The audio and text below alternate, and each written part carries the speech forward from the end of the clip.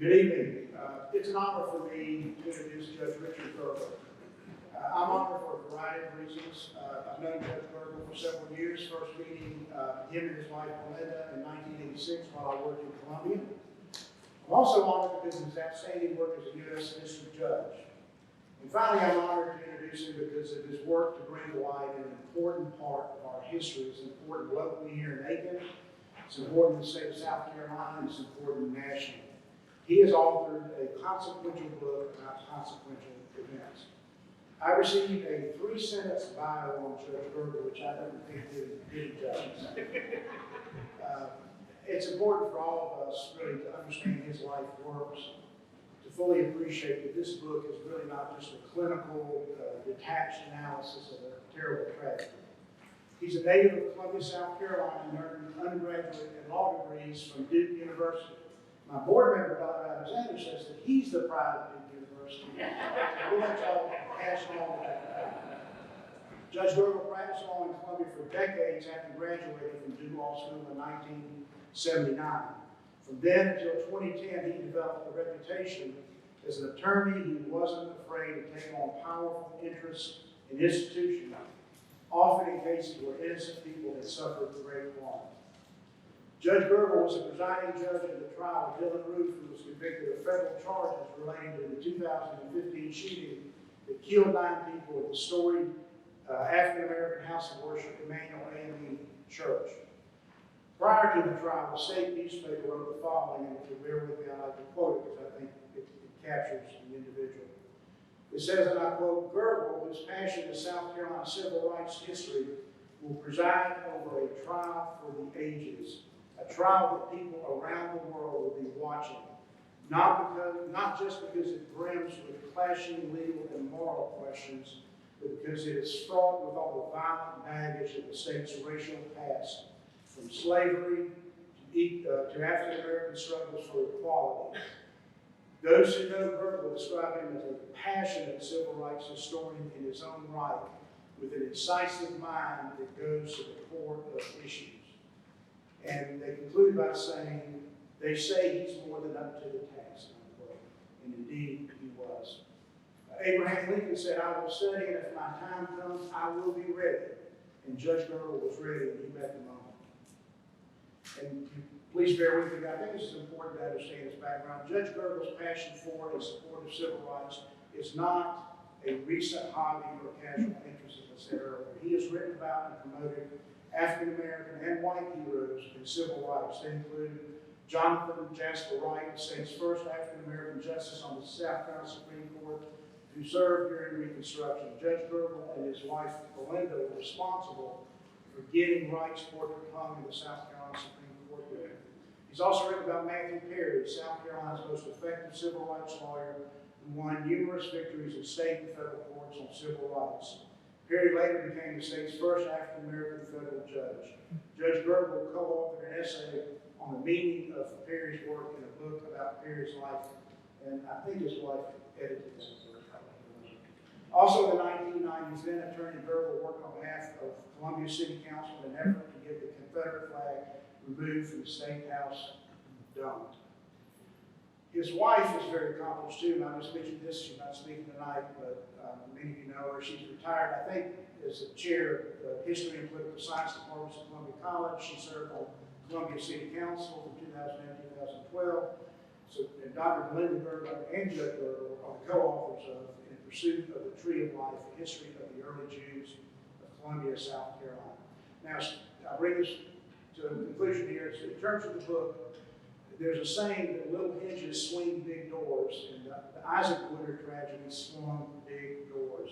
There were no doubt countless other acts of violence all over the country over the years, but this one in particular, in our own backyard, had profound ramifications. According to the New York Times, this book reinvestigates an unpunished crime that, in Judge Gergel's telling, ignited the modern civil rights movement, including Truman's desegregation of the military and the Supreme Court's historic ruling overturning school segregation. Reverend Slaughter and I had a conversation last week following the outstanding program moderated by Dr. Tom Mack and Drs. Bobby Donaldson and Walter Aiken last week. We were lamenting that many young people don't appreciate the sacrifices that people before us made in order to pave the way for a better life for the rest of us. The courage it took to do things during the heat of the moment at great personal risk, whether it was potential loss of livelihood, or the loss of social status, or potential loss of life. As we as individuals wrestle with how we can make a difference in this world, you will see in this book the unexampled courage of individuals who made a difference because they had the courage to do what they knew was right. It was Judge Waring, he and his wife were vilified in Charleston, the KKK burned the cross at their home, Harry and Eliza Briggs, who were fighting segregation, I think lost their jobs, or threatened to lose their jobs. And obviously, President Truman, who faced a tough election campaign, and he still, I guess, was an executive order to desegregate the military by the executive order. This is a consequential book with powerful life lessons, and I'm honored to present to you the person who's going to tell us all about it, and that's Judge Richard.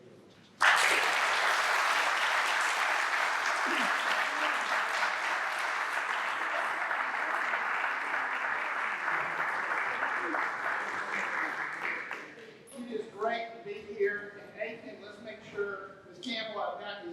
Is the thing turned on, or do I need to turn it over? You're good. Good, thank you very much. It's just great to be at a group of people who love history and love their community. And I give talks around the country. I can't possibly do all the ones I'm invited to. The assistant was unusually persistent and pursuing me, and I had so many fond memories over the years of coming to Aiken for trials and for, it was the 75th anniversary of the synagogue here. My wife was the keynote speaker. They just had the 100th. They give dates when that was. And so I felt that there was a sort of Aiken feature to this story. Some of you who read the book know that. But it is a story for our country and a story for our state. And is a story for the American spirit and our commitment to the rule of law. When I assumed the bench in August 2010 and arrived in the Charlestonville courthouse, I wanted to learn more about a predecessor.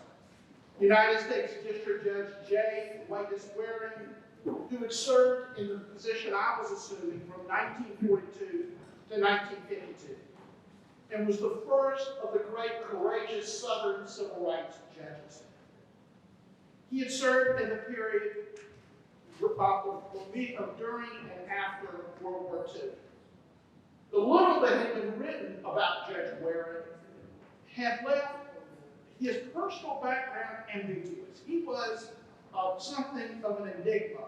What had converted this Charleston patrician into this courageous civil rights visionary? It wasn't answered in what I read, and I went on a search to answer that question. And unexampled courage emerged. As the clock struck 7 p.m. on August 14, 1945, President Harry Truman assembled the White House press corps in the Oval Office. Standing ebulliently behind the great oak desk of the president, he informed those present that afternoon the Japanese government had unconditionally surrendered, bringing an end at last to World War II. The reporters spontaneously burst into applause and then raced for the door to share this news with the rest of the nation. Thousands gathered in Lafayette Square across from the White House to celebrate. And soon there were calls, "We want Truman, we want Truman." The president went into the north portico of the White House to make a few remarks. "This is a great day for free governments in the world," Truman announced. "This is the day that fascism and police government ceases in the world. The great task ahead is to restore peace and bring free government to the world." But beneath the veneer of America's grand self-image as the bastion of freedom and liberty was a stark reality. African Americans residing in the old Confederacy lived in a twilight world between slavery and freedom.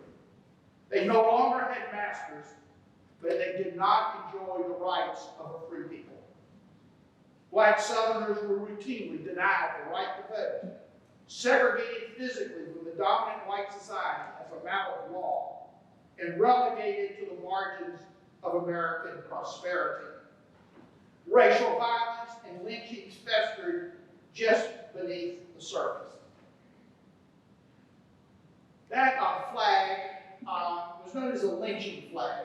It flew outside the national office of the NAACP in New York the morning after every lynching in America in the 20th century. It was tragically, a common sight in Manhattan. Black Americans living outside the South had their own challenges. As the nearly 900,000 black veterans returned home at the end of World War II, they quickly realized that little had changed. Their contributions, their sacrifices were not appreciated. And they began demanding their rightful place in America's government. Seen from today's perspective, the American triumph over Jim Crow segregation and disenfranchisement might seem to have been inevitable, a collapse of morally indefensible practices wholly inconsistent with the American Constitution. But in 1945, with black Southerners almost entirely disenfranchised, white-dominated Southern state governments resolutely committed to the racial status quo, and the federal government largely a passive bystander.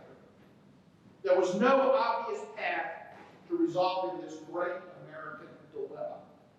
Something had to be done, but what and by whom? My book, Unexampled Courage, details the long overlooked story of the beating and blinding of Sergeant Isaac Woodard, a battlefield-decorated African-American soldier, by the police chief of Batesburg, South Carolina, on the day of his discharge from the military, and while still in his dress uniform, and the transformative impact of this incident on President Harry Truman and United States District Judge J. Wallace Waring of Charleston. Horrified and inspired by the injustice of this brutal event, President Truman would launch a civil rights program culminating in the ending of segregation in the armed forces of the United States. And Judge Waring would issue landmark civil rights decisions, including his great 1951 dissent in Briggs v. Elliott, which would become the model for Brown versus Board of Education 3 years later. Late on the afternoon of February 12, 1946, Isaac Woodard boarded a Greyhound bus in Augusta, Georgia, after discharge hours earlier from nearby what was then known as Camp Gordon. And he was traveling to Columbia and then to his hometown of Winnsboro, where he was to rendezvous with his wife after several years of separation occasioned by his war service. During one of the frequent stops along the way, Woodard approached the white bus driver and asked if he could step off the bus at the next stop to relieve himself. At that time, interstate buses did not have restrooms, and Greyhound drivers were instructed to accommodate such requests from their passengers. Instead, the bus driver cursed Woodard, telling him, "I ain't got time to wait," and ordered him to return to his seat at the back of the bus. To the apparent astonishment of the bus driver, Woodard cursed him back and told him, "Talk to me like I'm talking to you. I am a man just like you." The stunned bus driver told Woodard to go ahead at the next stop.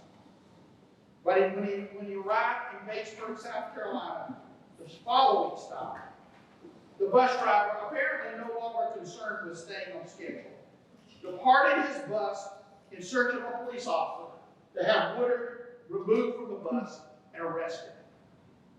Woodard soon found himself confronted by the police chief of Batesburg, Linwood Shaw, who responded to Woodard's effort to explain himself by striking him over the head with his blackjack and escorting Woodard off to the town jail. On the way, Woodard was repeatedly beaten with Shull's blackjack, ultimately driving the end of the baton into both of the sergeant's eyes. Woodard was then thrown in a semi-conscious state in a jail cell for the night. When he awoke the next morning, he realized he could not see. Later that morning, Woodard was taken to the town court, and he was prosecuted for drunk and disorderly conduct. Accounts of the Woodard beating and blinding were reported in the black press and received nationwide attention when Orson Welles focused on the incident in his weekly radio program on ABC Radio. Woodard originally, he didn't know where he was. He was on a bus.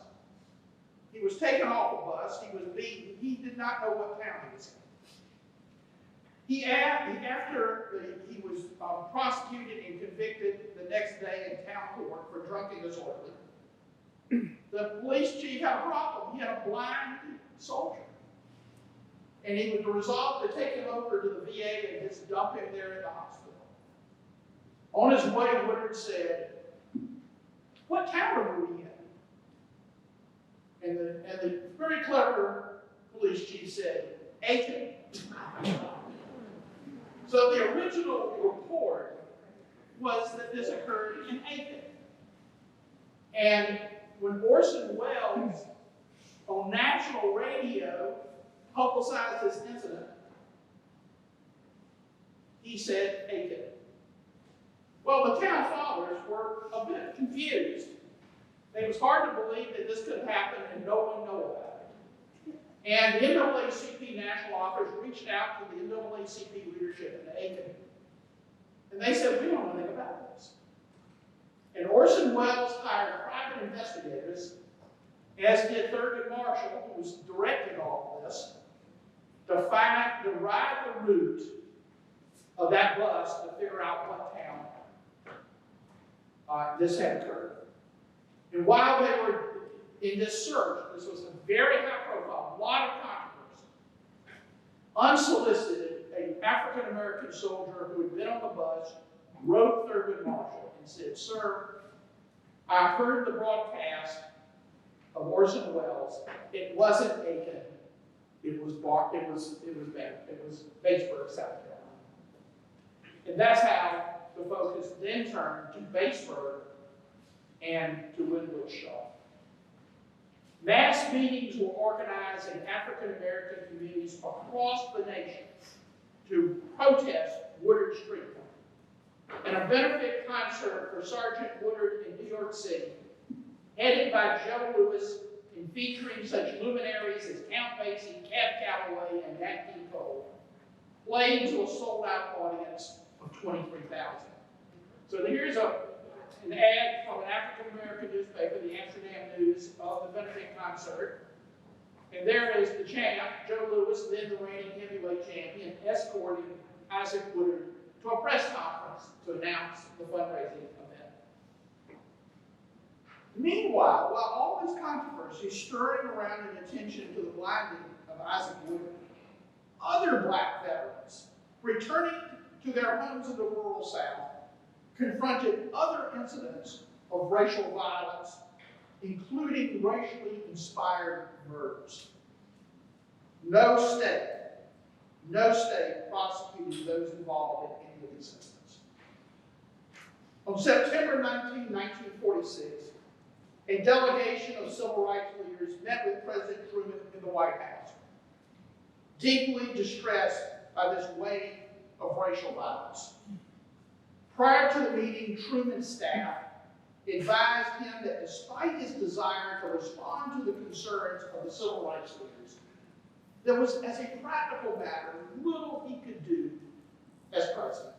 Now remember, at this point, Roosevelt had died a year earlier, less than a year earlier, and Truman had assumed the presidency, and Roosevelt had, during the New Deal, notably included African Americans in New Deal programs, but only with segregated facilities.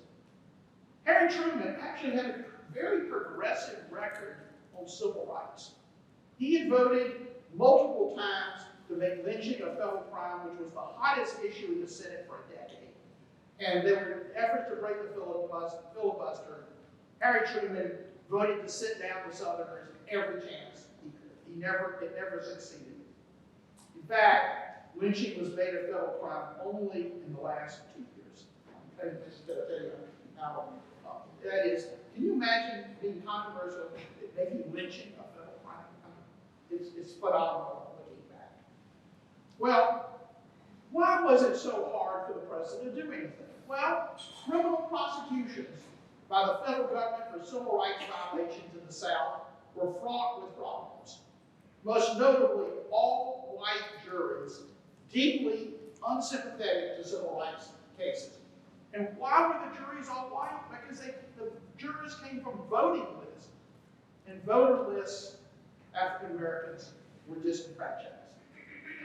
Further, Congress was unwilling to act because powerful Southern committee chairs dominated the House and were determined to block even the most modest civil rights legislation. And I say the House, both the House and the Senate.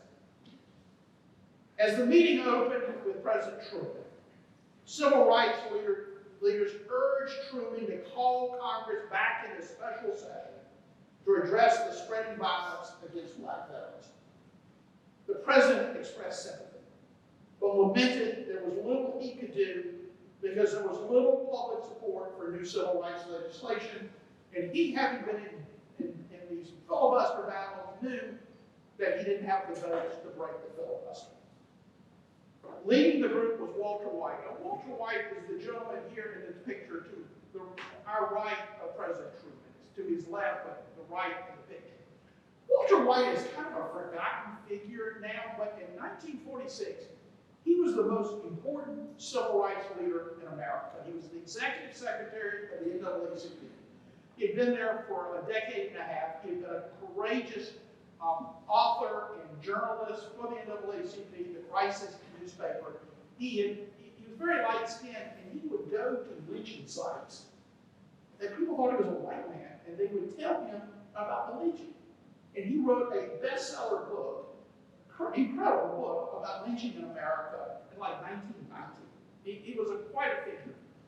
Most importantly for this purpose, in this meeting, he was the most important civil rights leader supporting Harry Truman's re-election as president. He was incredibly important. Leading this group that day was Walter White and these other major civil rights leaders. It was apparent, listening to the conversation between these other leaders and Truman, that the president did not appreciate the gravity of the situation. Mr. White changed the discussion by sharing with Truman in detail the blinding of Eisenhower. As the tragic story unfolded, Truman sat riveted and became visibly agitated with the idea that a uniformed and decorated American soldier had been so cruelly treated.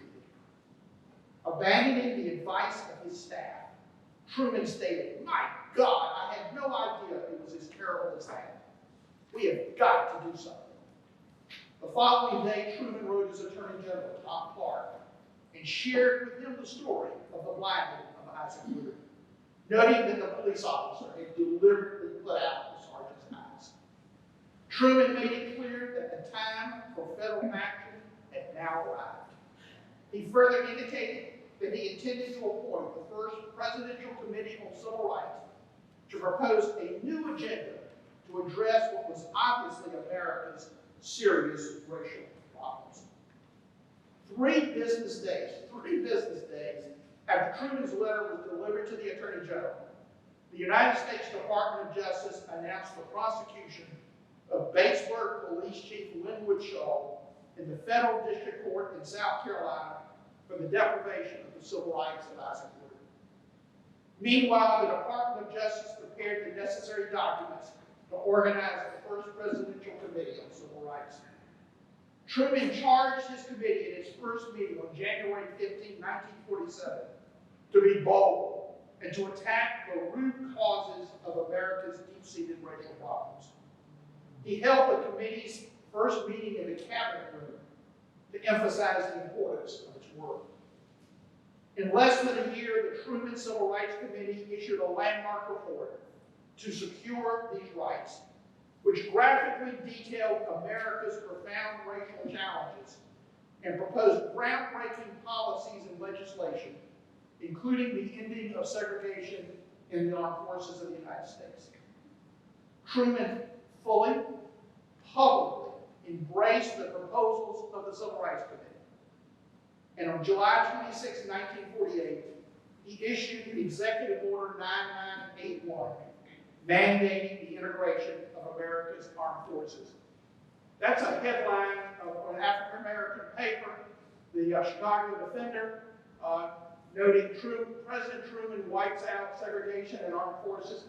Some regard that as the most important executive order in American history.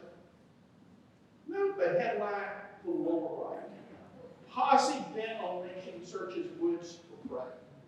Tragically, this was America in 1947.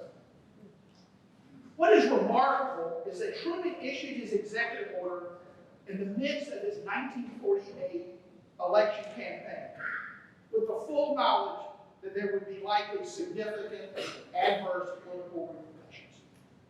And indeed there were.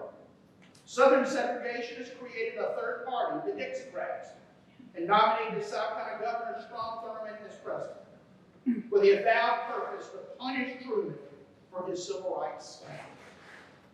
An old friend of Truman from Missouri, Ernest Roberts, wrote the president in July 1948 and urged him to back off his civil rights program or face the loss of the South in the election. Truman responded in a private note to his friend. And by the way, this private note, he instructed his library not to publish it until after his death. He said in the note he wanted to tell his friend what the facts are. He shared with him the blinding of Isaac Ward and stated it was radically wrong for South Carolina officials not to prosecute the police officer involved. He concluded his letter by stating, quote, "I can't approve of such goings on, and I shall never approve it. I am going to try to remedy it, and if that ends up in my failure to be reelected, that failure will be in a good cause." What politicians today would have that statement, right? Maybe Liz Cheney.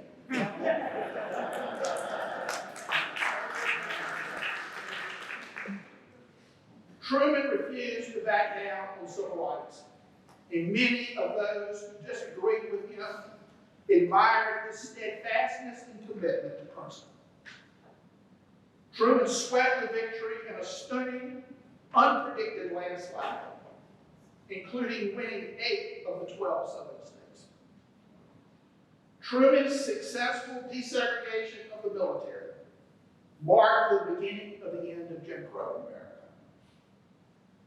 The Justice Department's efforts to prosecute Linwood Shaw in the federal district court in Columbia produced in the short term a predictable result. An all-white, and my wife points out, all-male jury acquitted the police chief after only 28 minutes of deliberations. The case was tried before United States District Judge J. Waring, a Charleston patrician whose his father was a Confederate veteran, and multiple generations of ancestors were slaveholders. Prior to the trial, Judge Waring was skeptical about the federal government's prosecution of a local police officer, but his views changed when he heard the highly credible testimony of a blinded sergeant who described his arrest and vicious beating by Chief Shaw. As Shaw's supporters cheered his acquittal, few noticed that Judge Waring's wife, Elizabeth, who had attended the trial, left the back of the courtroom in tears. Judge Waring joined his wife later that evening, and both were traumatized by the trial over which he had just presided. The Shaw trial forced the judge and his wife to stare directly into the Southern racial abyss, a view which would forever transform both of them. Waring later described the Show trial as his personal baptism of fire and his Michigan-born wife's baptism in racial prejudice. The Warings returned home to Charleston. The trial was in Columbia. Returned home to Charleston, resolved to learn more about the issues of race and justice, which frankly they had never given much thought about. These were not subjects that could be openly discussed in polite white Charlestonian society. The Warings decided to undertake their own self-directed education.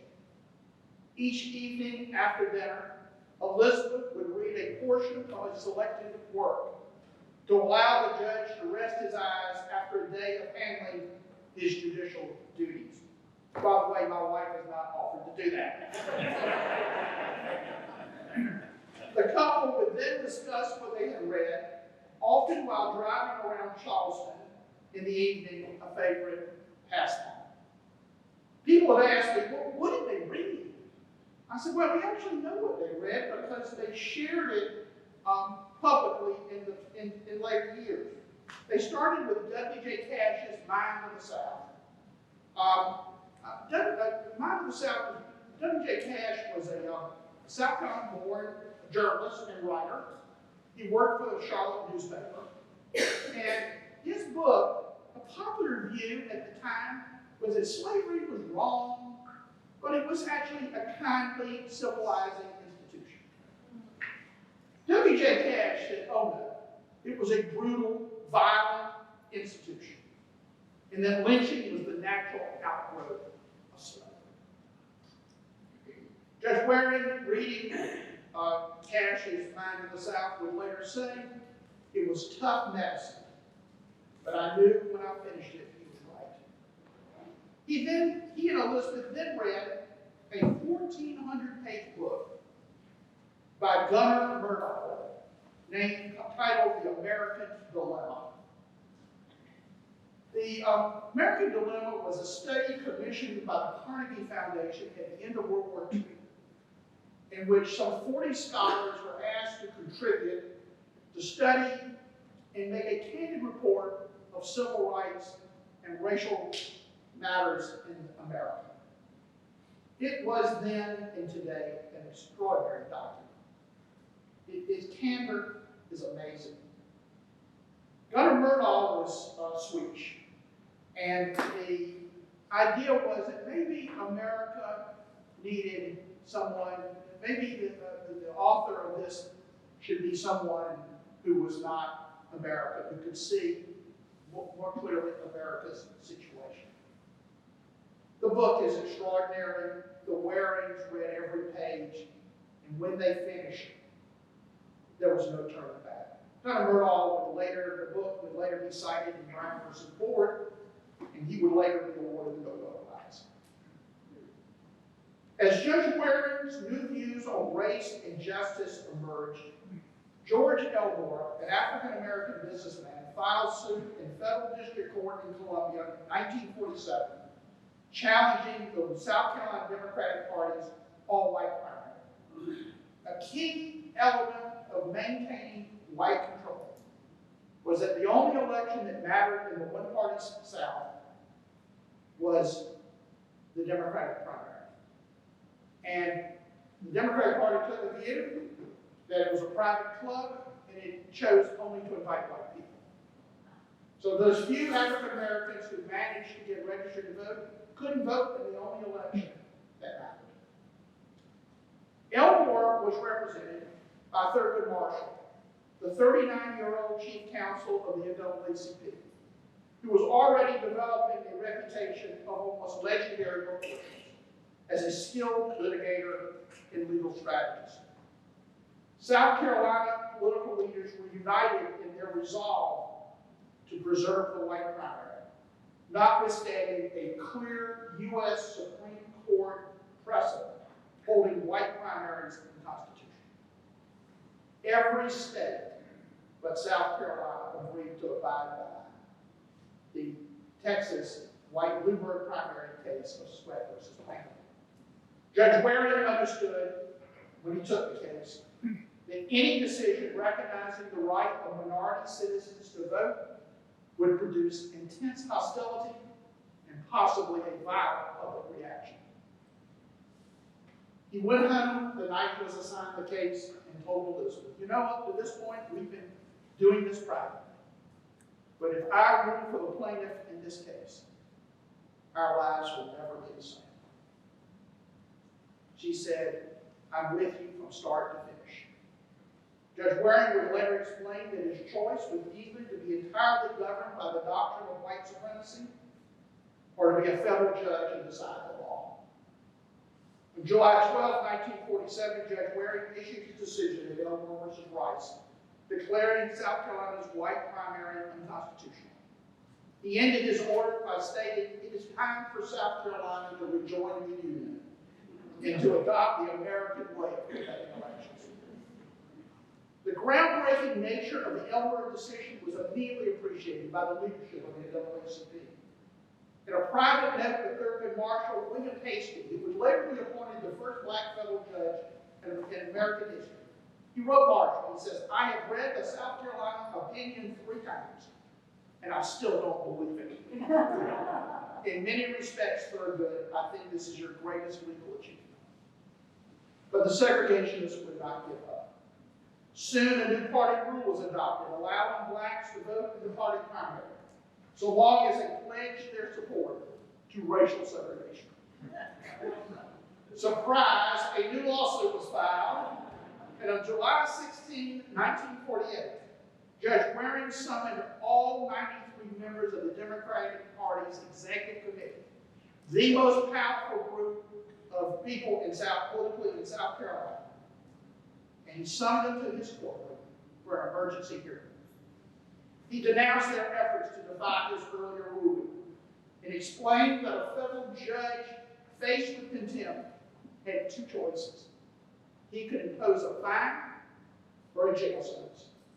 He wanted those present to know that if they violated his order again, there would be no fines. Think about that one. Thereafter, African Americans by the thousands registered to vote. 35,000 African Americans voted in the 1948 Democratic primary. In Mississippi, 3,500. The gentleman, the second on the left, is Mr. Elmore himself. The response of South Carolina's white supremacists was thunderous. Death threats, written and oral, were constant. A cross was burned in the Waring's residence, and bricks were thrown through their living room window. Time magazine described Judge Waring as the man they loved to hate, but also noted he was proving to be a person of cool courage. If the purpose of the unprecedented vilification of Judge Waring was intended to cower him, it didn't work. Instead, he continued with Elizabeth their study and reflection on race and justice in America. And Judge Waring became convinced that the foundation of Jim Crow segregation, the Supreme Court's 1896 decision in Plessy v. Ferguson, was legally, historically, and morally wrong. Waring, then approaching 70 years of age and likely retirement, resolved to play a role in overturning the separate political doctrine. Waring developed a plan to place a school desegregation case onto the docket of the U.S. Supreme Court, firmly convinced that a majority of justices would overturn Plessy if they directly confronted the issue. Some people have asked me, why was he so certain? I said, because he knew the rules. He had some private discussions with the Chief Justice and others. He had a good idea that there was a majority on the Supreme Court, if only the case got there. He noted on his trial docket a case from Charleston. From Clarendon County, South Carolina, Briggs versus Kelly, which sought to equalize the facilities in the district's black and white schools. What the NAACP had done when confronted with Plessy, that is, it was okay to be segregated, but it had to be equal. Well, the practice was separate and unequal, right? It wasn't separate and equal. So the NAACP was bringing lawsuits to equalize teacher pay, facilities, And they were winning those suits. But here was the rub. Every time you used Plessy to win a case, you were cementing a little further the legal inferiority of African Americans under the law. So this was a case, those classic Plessy cases, of trying to equalize the schools, the resources. When the plaintiff's attorney, Thurgood Marshall, appeared at the Charleston Courthouse on November 17, 1950 for a pretrial conference for his case, which was to begin the next Monday, he was advised that Judge Waring wanted to see him in his chambers. I'm sure he thought, what have I done? And to his surprise, when he goes to the chambers, his opposing counsel is not present. Lawyers call this an ex parte communication. It happened. Judge Waring said, Thurgood, I don't want to try another separate legal case. Bring me a frontal attack on segregation. Marshall responded, Judge, it's on our agenda. It's just not tonight. We don't think this is the case. We don't think this is the time.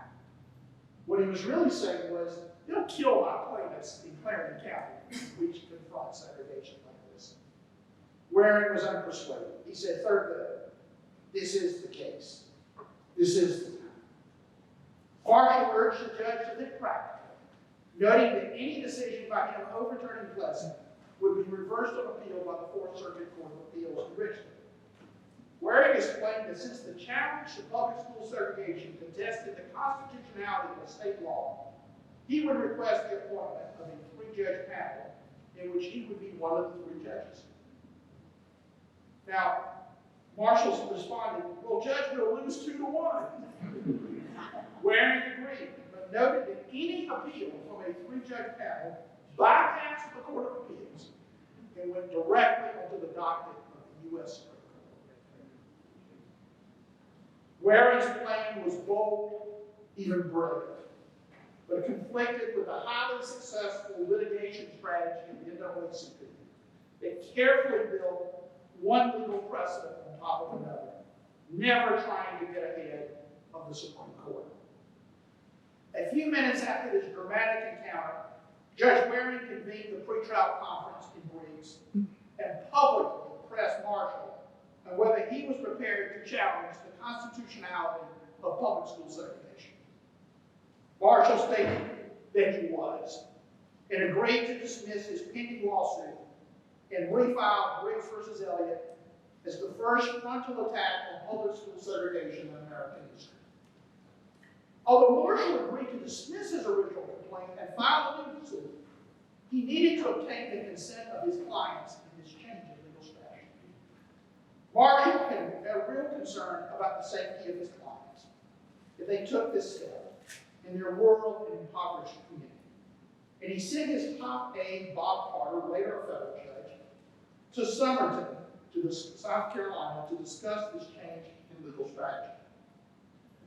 Carter told the large crowd assembled at St. Mark's Church in Somerton that those agreeing to join the new suit could expect to lose their jobs and suffer other forms of retaliation. Carter told them that there was no shame or embarrassment if any plaintiffs felt they could not participate further. But the NAACP felt the time had come to confront racial segregation head on. An elderly gentleman rose at the back of the room.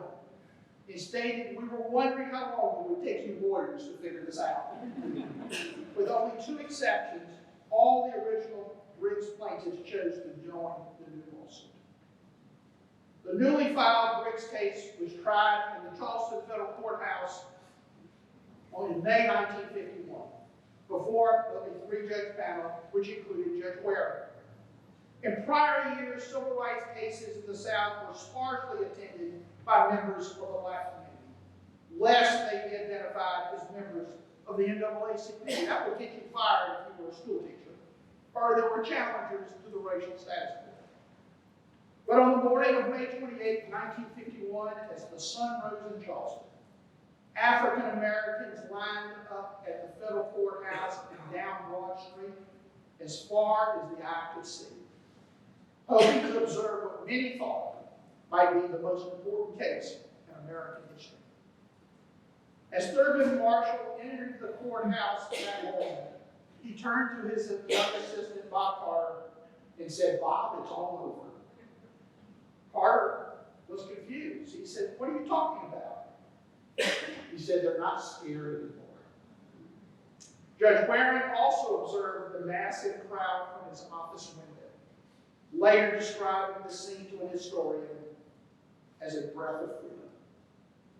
And my friend Jonathan Green has painted this extraordinary painting on the opening day of the trial. There's Judge Waring in the window looking out in his chambers. The crowd below, title of the painting, Breath of Freedom. By the way, Jonathan, the posters are available if anyone wants to get them. I'm wearing a Breath of Freedom tie with me tonight. Those in attendance in the courtroom were not disappointed by the performance of Thurgood Marshall and his trial team. The trial included the historic testimony of Dr. Kenneth Clark, a social psychologist who had done groundbreaking research on the effects of segregation of black children using black and white dolls. This is probably the most important testimony ever offered in a federal courtroom. It was offered in Briggs versus Elliott in Charleston, South Carolina. The crowd was also entertained by Marshall's devastating cross-examination of the state's key witness, whose last name was ironically Crow. You can't make it up. Many joked that Thurgood Marshall sure loved to eat crow, and one observed, referencing the state's renowned attorney, Bob Figg, "Mr. Figg got his law degree when he finished school, but he just got his baccalaureate address from Thurgood Marshall." As Waring predicted, the majority of the panel ruled that South Carolina's laws mandating segregated schools were lawful. The laws were lawful under Plessy. But Waring, fully aware he was writing a dissent for the ages, wrote an elegant and brilliant attack on the foundations of segregation in America. He concluded by finding, quote, "Segregation and education can never produce equality, and it is an evil that must be eradicated. Segregation and education adopted and practiced in the state of South Carolina must go and go now. Segregation is per se inequality." Written in June 1951. Judge Waring praised the Briggs plaintiffs in his dissent, who he was fully aware had suffered severe retaliation. They had lost their jobs. They had their loans called. The leader of the group, Reverend Delane, who's the tall gentleman, sort of the center there, he had his house burned down while the volunteer fire department watched. Judge Waring knew this, and in his dissent, he noted that the plaintiffs, quote, "have shown unexampled courage in bringing and presenting this cause in the face of the long-established and age-old way of life which the state of South Carolina has adopted and practiced and lived in since and as a result of the institution of human slavery." Judge Waring's dissent was the first challenge to public school segregation by a federal judge since Plessy, the great Plessy dissent, 55 years earlier. Some have asked, how could Judge Waring, a United States district judge and trial judge, presume to overrule a decision of the U.S. Supreme Court? Judge Waring didn't think he was doing that. The year prior to his great dissent, the Supreme Court decided 3 important civil rights cases. One involving a separate but not equal law school in Texas, Sweat versus Painter. Another involving a student at the University of Oklahoma, George McLaurin, who was allowed to enter the school but was required to sit outside the classroom. That was a picture in the exhibit of the Supreme Court. Student required to sit outside. How could you lose that case with that picture? And a third involving a challenge to segregated dining cars. That's Henderson versus the United States. In all 3 cases, The plaintiffs won by unanimous decision, 9-0. Some commentators asserted that these civil rights victories represented a further whittling away of the Plessy doctrine. Plessy wasn't mentioned in any of the cases. But Judge Waring, reading the three together, concluded they stood for the proposition that separate could never be equal. Judge Waring viewed his dissent as stating explicitly what the Supreme Court had already ruled implicitly. In early 1952, some 6 months after his great dissent, Judge Waring advised President Truman that he intended to retire as a federal judge. And he and his wife, exhausted by their ostracism in Charleston, moved to New York City. Judge Waring followed closely later school desegregation cases filed in Virginia, Delaware, and Kansas, all which were consolidated before the United States Supreme Court with Briggs under the name Brown versus Board of Education. In all the other school desegregation cases, involving 14 different judges, only Waring had concluded that public school segregation, even if the facilities were equal, violated the 14th Amendment of the United States Constitution. On May 17, 1954, the Supreme Court handed down unanimously his landmark decision in Brown versus Board of Education. You see, the first case is Oliver Brown versus the Board of Education of Topeka, and the second case, Harry Briggs versus Elliott. People have asked, why would Briggs first? It was the oldest case, the first filed, the first tried, the first to get to the Supreme Court. No one really knows. I speculate, and I mentioned this in the book, that the Chief Justice did not want the case in the desegregation to be a case from the South. Topeka, Kansas is not in the South. Judge Waring met with Chief Justice Warren shortly after the Brown decision to express his admiration for the court's clear-cut decision and told him, quote, I felt greatly relieved when you boys decided that Clarendon school case. I've been pretty lonely up to this time, end quote. The Chief Justice responded with admiration, wait, you did it the hard way. Judge Waring was always philosophical about what he called the unpleasant repercussions of his civil rights decisions. In an oral history late in life, Judge Waring observed, taking the whole thing in balance, I think I am enormously fortunate, because you don't often in life have the opportunity to do something you really think is good.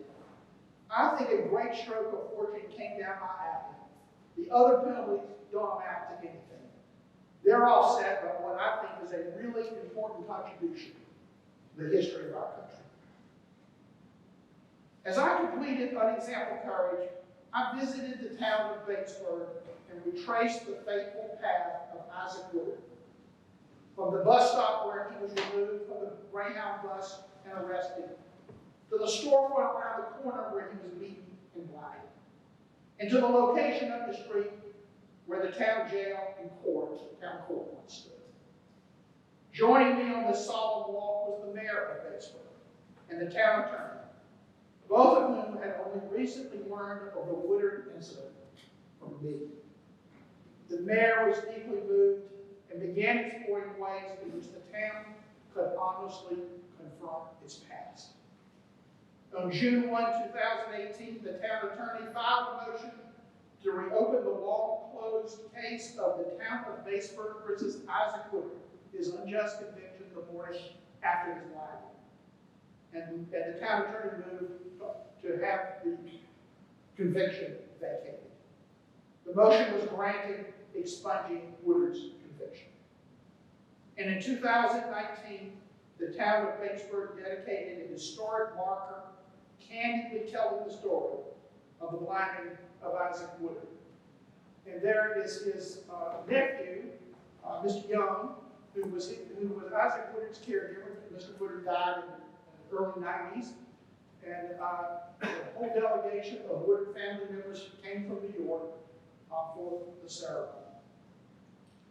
The mayor, in a public ceremony in which hundreds attended from the town of Batesburg, publicly apologize on behalf of the town for the tragic events of that fateful evening, February 12, 1946. Unexampled courage is a story that deserves to be told, with all of its pathos, its brutality, and its redemption of the American system of justice. Thank you very much.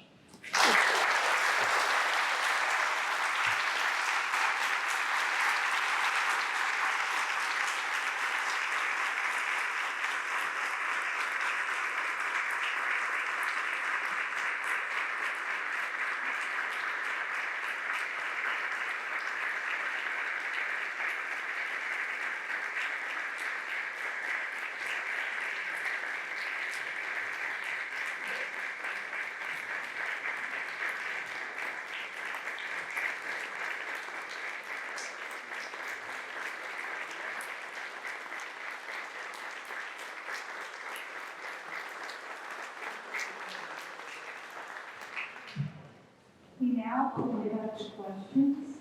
If you would like to stand, and we will recognize you. And Eugene, did you have a question, or would you just waving? No, I have a question. Oh, right here. Yeah, this is Eugene Mark, and he's our Aiken, and he'll obviously be present. Thank you. Your Honor, it's a tremendous story. We really appreciate you coming to visit and the work that you did in telling this story. So just to ask a bit of a personal question. You talked about some of the consequences that Judge Waring felt as a court, as a result of him taking the stand against civil rights. So personally for you, as you went and did the research and telling this story, did you feel any tension or pressure or unfortunate consequences from your peers or fellow barristers that you brought this important story for? You know, I get that asked, by the way, a fair amount. Let me say, I've been pretty public about my views on this incident, and I can say I've had almost no pushback. My colleagues around the country, other federal judges, invite me all the time to come to their communities and give this talk. I spoke in Washington to a national meeting of East Coast of the United States and district judges in May, and I'm going to San Diego next month to give the West Coast judges the same talk. And I'm speaking to the U.S. Court of Appeals judges in November. I speak to law schools, I speak to bar groups, I speak to wonderful community groups like this. And I haven't had a pushback. I wondered, I must say, and after we began working on the, when I began doing my work, we conducted a day-long program with Judge Waring for the lawyers called J. Waiters Waring and the Dissent That Changed America. Lawyers attended. At the end of that program, which was an evening program, then all the next day in Judge Waring's courtroom, by the way, a group of Charleston lawyers came to me, some with some blue blood names, and said, "We are embarrassed with what this town did to Judge Waring, some which were our family members. And we want to find a way to honor them. And what we would like to do is raise money for a statue to put on the erect on the state out on the federal courthouse grounds. Would that be allowed?" And I said, "Yes. Do you have any idea how expensive that is?" They said, "Yes, it's $150,000. I said, "Okay, I mean, we can't be involved in raising money, but if you want to offer the statue, we'd be glad to accept it." Judge Waring was vilified by the Charleston Post and Courier. I guess it was the Charleston Post. It was brutal, his attacks. His nephew was the editor. John Waring, Sr. And while I heard this, I didn't know a lot about who raised the money, but I was told who gave the money for the statue. I was told that the Post and Courier Foundation had donated $10,000. And my colleague, Judge Norton, said, reparations. In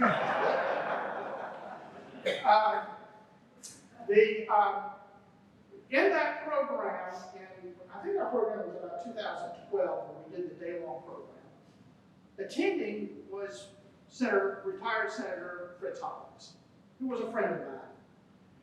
And the courthouse was the Ernest F. Hollins Federal Judicial Center. And Fritz walked me aside and said, you know, I had intended to work it out where Judge Waring was going to be, the courthouse was going to be named for Judge Waring. But one day I came into the office and I was told the prior evening, Senator Thurman had offered an amendment that named a lake on the upstate for himself and the courthouse for me. And it was done. It was over. He said, but I don't want that. I want us to take my name off the courthouse and put Judge Waring's name. I said, Fritz, that's something Congress does. The judges don't have anything to do with that. And we're proud to have your name on our courthouse. We really don't. You know, we'll find other ways to honor Judge Waring. Well, for years, every time I would see Senator Hollins, he would raise it with me.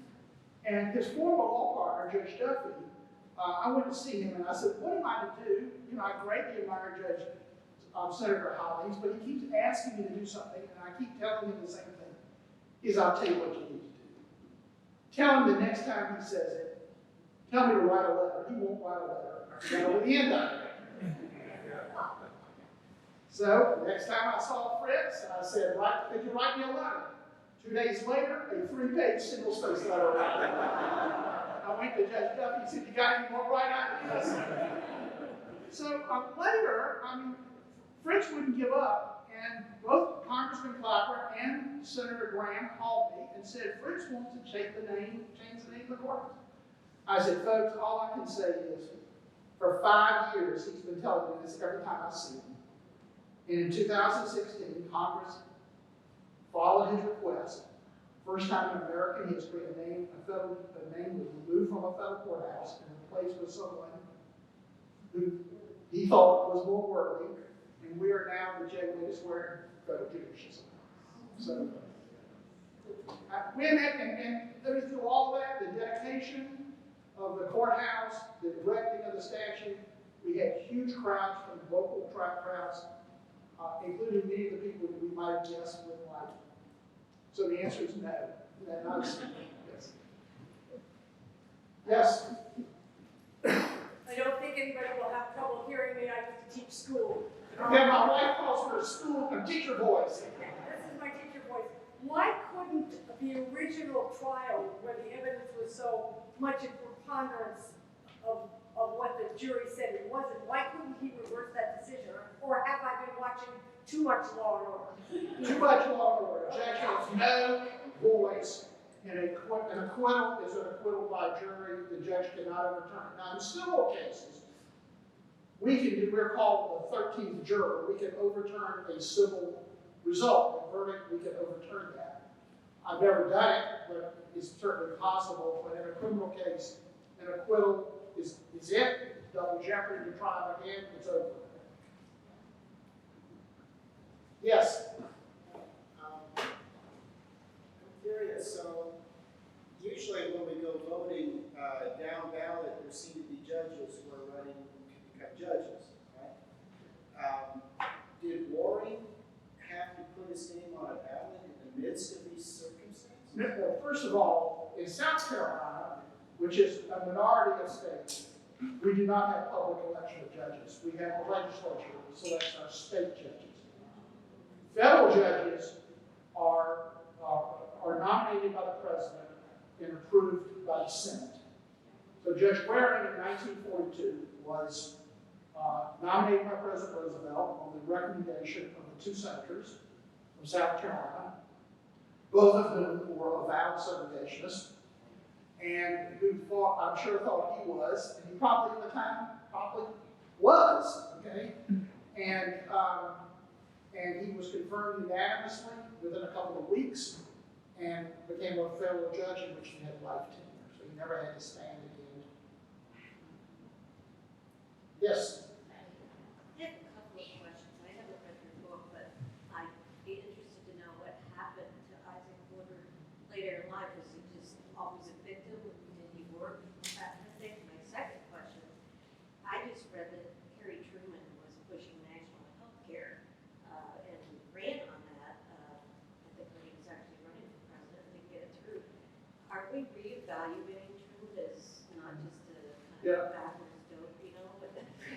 Well, he was no Baptist. No, I know. And he is, you know, he was a very consequential president. United Nations. He's not given that credit. Well, I think there's a lot of reassessment of him. There were several wonderful biographies on Truman that come out in the last 20 years, particularly in the areas of foreign affairs. And he had not gotten the credit on civil rights. I'd like to think I contributed a bit to that work. The Truman Library recently did a big rehab of the building, the Presidential Library in Independence, Missouri. And they now have a wing on civil rights based on my book. I've spoken multiple times in the library. I've been very involved with the Presidential Library. So he is being reassessed. He did propose national health insurance and his civil rights, that to secure these rights, his Presidential Committee on Civil Rights and things that he was not able to accomplish basically were the Great Society programs of Lyndon Johnson. They basically took that Presidential Committee's agenda and implemented it. Richard, she wanted to know what happened. Exactly, let me talk, no, thank you. That's my footnote here, is my wife. Isaac Woodard moved to New York City. His family, during the war, had moved from Winsboro to New York City. And when he was released, he was in the hospital for about 2 months. His wife wanted nothing to do with him, didn't want anything to do with a blinded husband, and she sort of abandoned him. So he went with his sisters. They went and came and picked him up and took him to the Bronx, where the family lived. And he took him quite a while. It's very clear he had brain injury initially due to trauma, it was terrible trauma. As he recovered, he went to blind school in Connecticut, NAACP helped, and arranged for that. And he, you know, blind people at the time would often run like newsstands. He ran a newsstand in Manhattan for a number of years.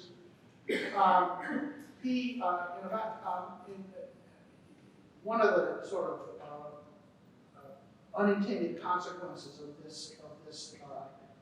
this tragedy was the Army took the view that since he had been discharged 5 hours before he was beaten, he was no longer a member of the military, though he was still in uniform, as he was required to wear it until he got home. And he did not get a pension. The NAACP persisted in the advocacy of him, and about 15 years after his blinding, he was awarded full benefits.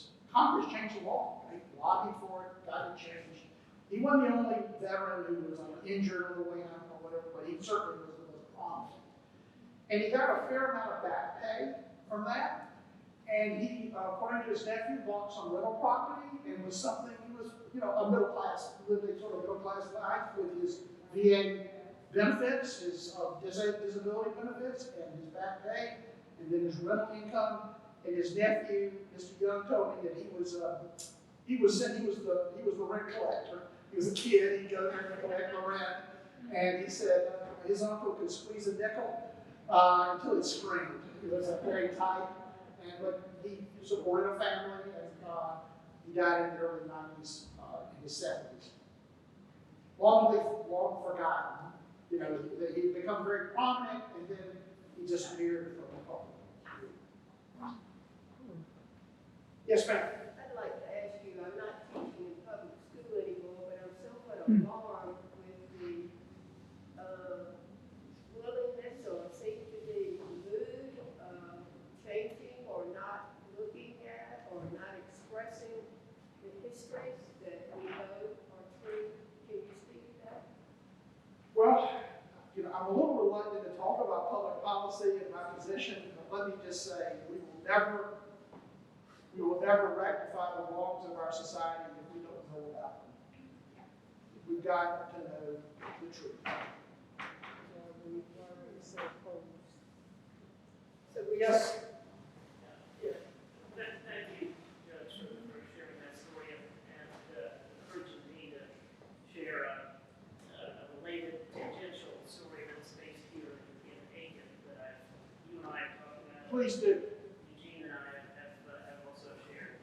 It's centered on someone who grew up here in Aiken, who rose to become an important national leader in the early fight for civil rights, much like the period that you're talking about. This is a story of a guy by the name of Isidore Shad Hilaire, who was the son of the first Aiken Jewish merchant, and whose story we told as part of the exhibit that was held prior to one that's now at the Aiken County Museum that told the story of the Aiken Jewish community tied to the 100th anniversary as we're talking about. Shad Hilaire grew up here, and his father did fairly well, so he was able to go off to college, and he went to the University of South Carolina, and from there went on to Harvard Law School, where he studied under Felix Frankfurter, who was himself a major leader in the fight for civil rights, and Kind of a mentor to a whole generation of civil rights lawyers, including Shad Hilaire. So Shad tells a story in his obituary in the New York Times, where he talks about growing up here in Aiken. He describes Aiken as a pleasant place, not no tobacco road town. He was very much affected by what was going on in the area with multiple lynchings having taken place while he was growing up here before he went off to university. And he committed to spend his life after Harvard fighting for civil rights. He was put probably by Felix Frankfurter onto the defense team for the Scottsboro Boys case, which was how it rose initially to national prominence. That case, for those who don't know, should definitely look at that case. It ultimately resulted, I think it went up and down the Supreme Court multiple times, and resulted in some precedents that we take for granted today, like the right to a defense attorney, the right to a jury of your peers, and so forth. And he went on to become a member of the executive committee of what was basically Legal Defense Fund for 30 years, and fought numerous anti-discrimination cases, including filing a brief to Brown v. Board of Education and against Columbia University Medical School, against anti-discrimination. So wasn't he in the American Jewish Congress at some point? I think he was as well. You know, which was a very important organization that supported Marshall and the civil rights teams. He was a very key player in that. And he married the daughter of another civil rights activist, Rabbi Stephen Wise in New York, and teamed with him in a number of important civil rights cases. So, also worked closely with Martin Luther King, and I have a couple of panels here that came from the exhibit that we did that includes a panel of Shad Hilaire standing on the steps of the Lincoln Memorial as Martin Luther King delivered his I Have a Dream speech. He's like 4 people away from that. So it's a long journey from the son of an Aiken Jewish merchant to the steps of the Lincoln Memorial, but it's a part of our town's history and the one that I think, like the case of Isaac Warner, is one that people should know more about. And so thank you. Thank you, Steve.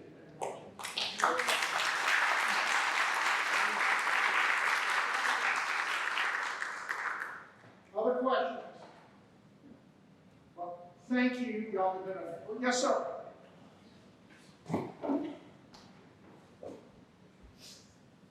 I do not have a question, but I have a statement. First of all, thank you for the presentation. It was excellent.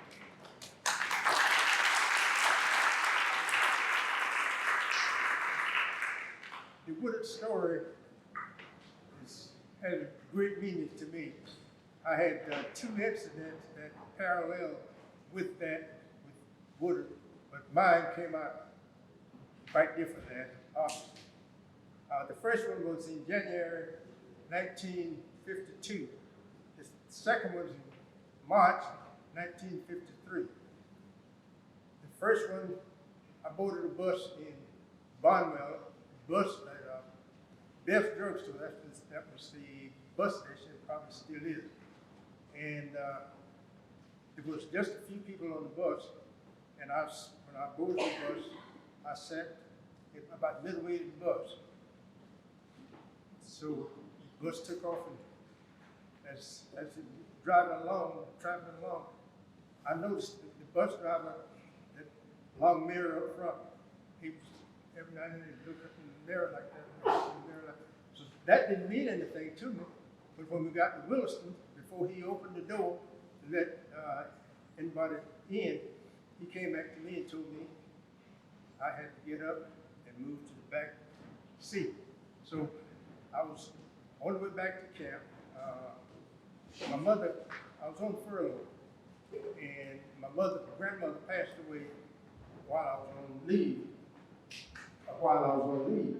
So I called my commander in chief and asked for an extension on my leave so that I could attend my grandmother's funeral. So it was granted, and I attended the funeral, and then after the funeral, I boarded the bus, headed back to camp. And Were you wearing your uniform? I was dressed in Class A uniform. So when we got to Williston, the bus driver, before he opened the door, he came back and said, "You got to move back to the back seat." So I did. I didn't offer any resistance or anything because I didn't want to get in any confrontation and be late. They were getting back to folk. So I moved back, and that was the end of that. Then when I got discharged, my last duty station was Fort Lewis, Washington. So I boarded a bus in Seattle, the Greyhound bus, and they gave me a personal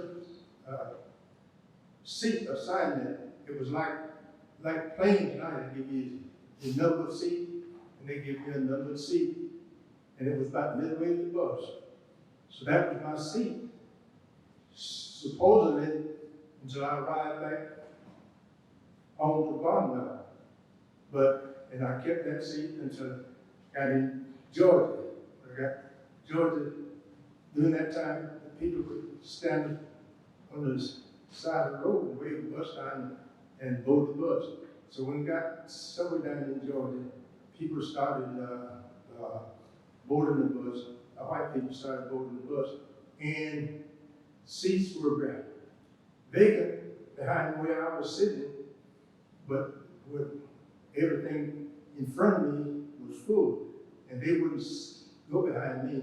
They stood up, and when I got crowded, the bus driver, when he got to the second port, he stopped and came back and told me I had to move back. Yet again, I didn't argue with him. I got up and moved back. And my situation could have been similar to If you had spoken back, you would have gotten the same treatment. yes, right. So I did. So now I kind of joke about it. I said, Rosa Parks sat down and I stood up. Thank you very much.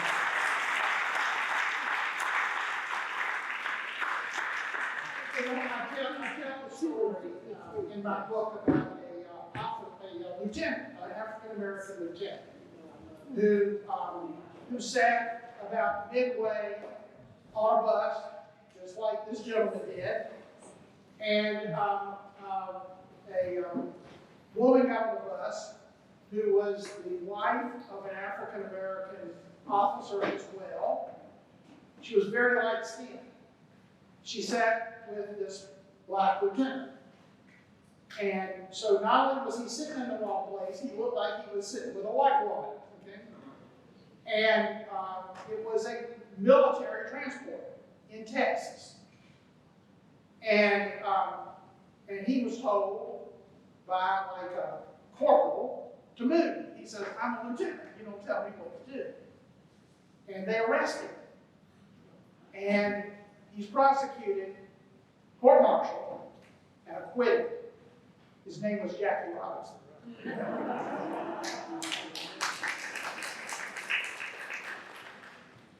Yes, sir. Again, thank you for being here and for your work and your knowledge and your life's work and all. We certainly appreciate that. Looking at our nation today and in your position, thinking the unthinkable as the pendulum seems to be swinging back somewhat in terms of civil rights and human rights in our nation.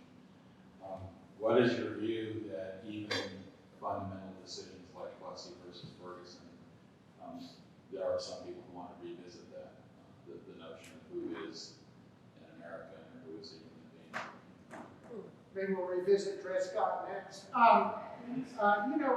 I don't comment about Supreme Court cases. I'm in a court system, and so I'll leave that.